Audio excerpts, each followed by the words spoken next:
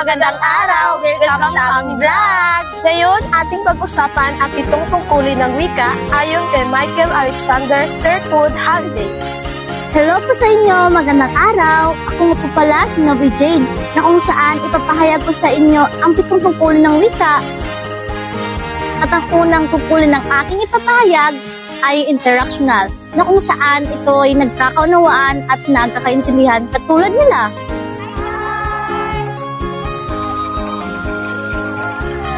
Ang ikalawang tungkulin na aking ipapahayag ay instrumental, na kung saan ikaw ay nag-utos.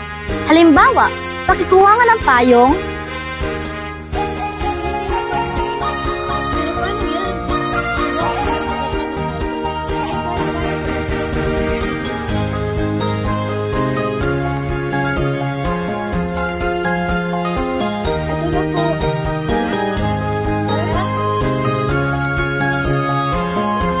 Tatlong tungkulin naman na ating ipapahayag ay regulatory, na kung saan ito ay nagbabala. Halimbawa, ikaw ay tatawid sa daan na walang pedestrian lane.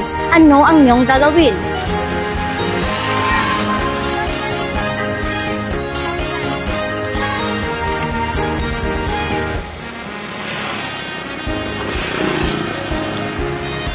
Ang ikaapat naman ang tungkulin ng ating ipapahayag ay imahinatibo, na kung saan ikaw ay nag-iisip ng mga bagay-bagay na hindi pa nangyayari o hindi na matutoo sa realidad.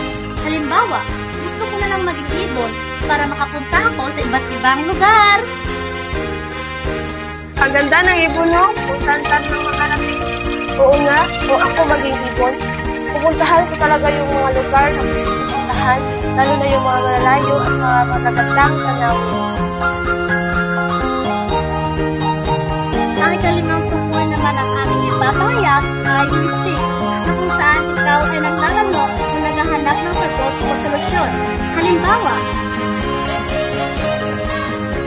Magandang umaga po, pwede po magtanong.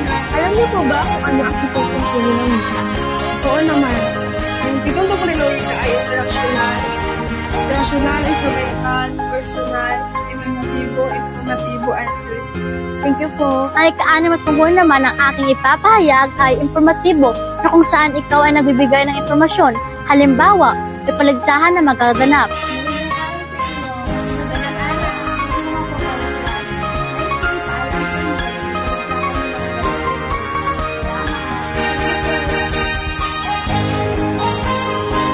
Ang pang-7 tungkulin naman ng aking ipapahayag ay personal, na kung saan ikaw ay nagpapahayag sa sarili mong damdamin.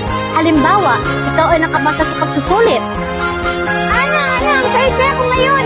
Bakit? Kasi nakapasa ako. Congrats! Salamat! At yun ang 7 tungkulin ng wika. Lagi natin tandaan na